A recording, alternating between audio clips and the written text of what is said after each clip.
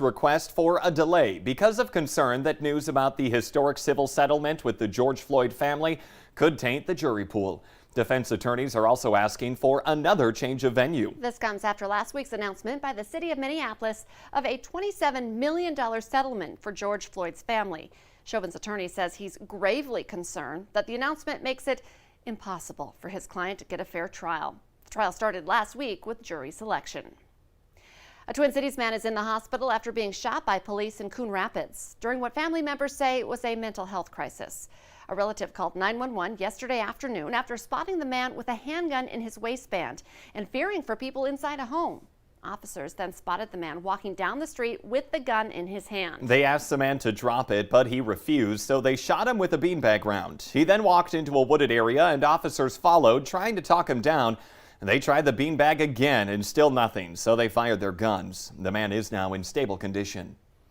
Bond is set at $250,000 for a North Dakota man accused of possessing prohibited items, including a homemade bomb.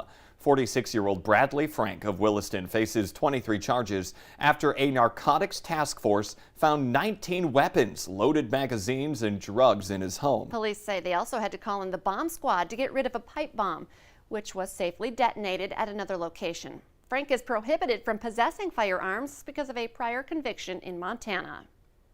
Check this out. Parts of southern Minnesota have gone from clear roads, brown lawns, and 60 degrees to a heavy wet blanket of snow. In some places, 10 to 12 inches of snow. It just makes you a little sad looking at it. Luckily not here though. Snow blowers and the shovels, they're getting a good workout in the Minnesota River Valley, and the plows and sanders are trying to keep the roads clear of ice and snow.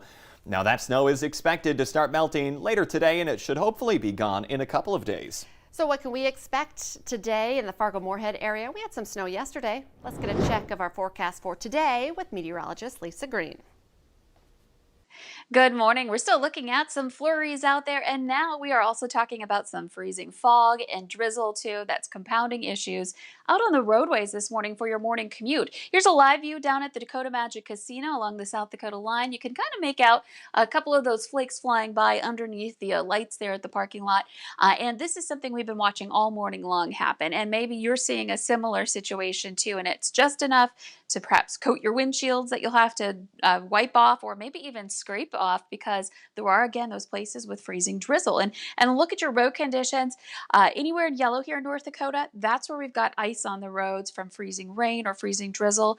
And you can see that stretches from New Rockford down through Jamestown and into Lemoore and Dickey counties, back over to Cooperstown and Valley City areas, and the Lisbon down to Foreman and Wahpeton region too. So that's a significant area where we're having some trouble with ice on the roads, and that stretches into Minnesota as well. There's reports of some places of freezing drizzle and freezing fog over into places like Fergus Falls and up toward Wadena and Park Rapids. So a morning in the southern half of the valley, especially, where it could be hazardous for you if you're not careful on those roadways. And you can see there are a couple of patches of snow showing up here this morning, and this is something that's just going to hang around as we head through the day today. So more clouds and more of that very light, isolated precipitation. But here's your visibility. Anywhere where you see your number less than 10 miles, that means there's some moisture in the air that's being seen, and we're likely dealing with some fog or some flurries or a combination of the two, and again, slick roads. So Gwinner, Oaks, back to Jamestown again, and Valley City and Fergus Falls as well. Today, we'll see temperatures start below freezing. We're in the upper 20s to low 30s right now, mostly cloudy skies and light wind. And by the time we're heading home from school and heading home from work, we'll be above freezing again here today. So looking a little better for the afternoon, but the clouds hang around, the flurries hang around for one more day before we improve for the rest of the week. Okay, just be patient. A couple more days and it'll feel like spring again. Love it. Thank you, Lisa. The face masks can come off this coming Monday in West Fargo. City commissioners voted to let their mask strategy for COVID-19 expire weeks earlier than first planned. At one time, in the 58078 zip code, West Fargo, we had, on one given day, we had 357 of our residents infected with the COVID virus. 357 that lived in the 58078 zip code. Today we have 11. City leaders are switching the end date to align with Fargo, where Mayor Tim Mahoney has indicated that he will allow the city's mask mandate to expire on that day as well. The CDC, meanwhile, may revise its recommendation to distance 6 feet in classrooms. A Harvard study published last week found no difference in COVID transmissions in Massachusetts schools when students were distanced 3 feet instead of the CDC recommended 6. The CDC isn't quite ready to revise its recommendations yet, but a decision is expected soon. Moderna is testing a new version of its COVID vaccine that it hopes can be given as a single dose. The updated vaccine is also easier to distribute because it can remain stable in refrigerators. The below freezing temperature required by the company's current shot makes it more complicated to get to vaccine sites.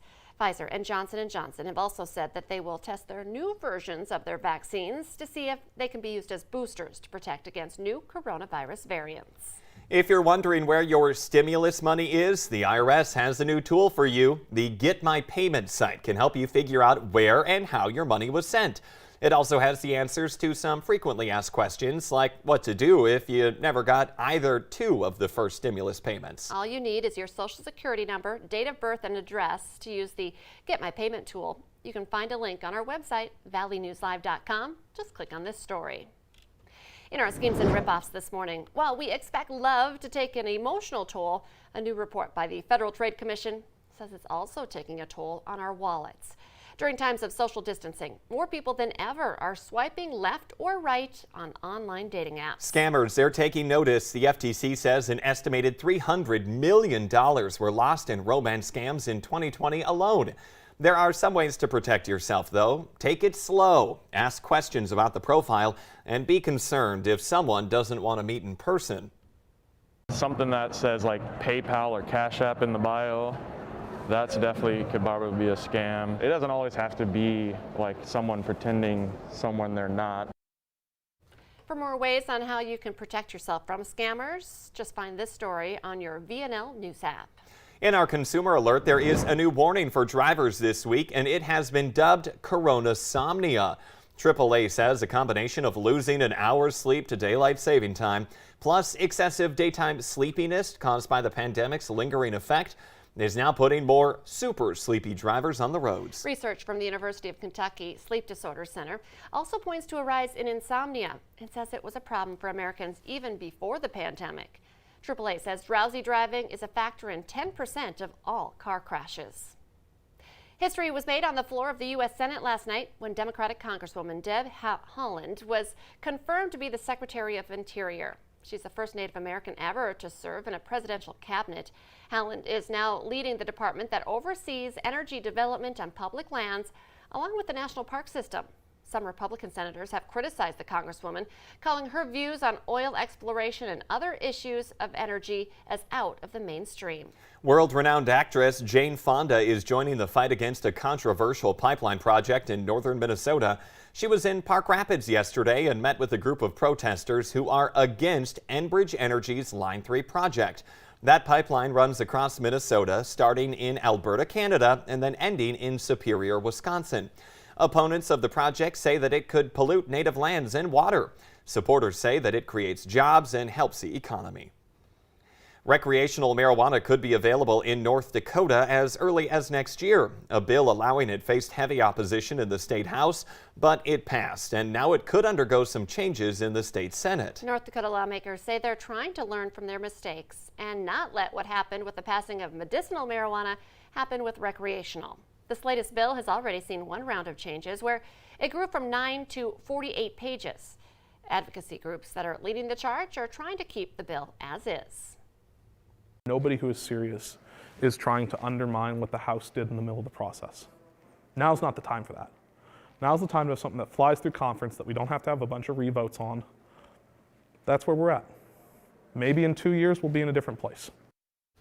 Both chambers of the Assembly and the governor have to vote on and agree on the same model.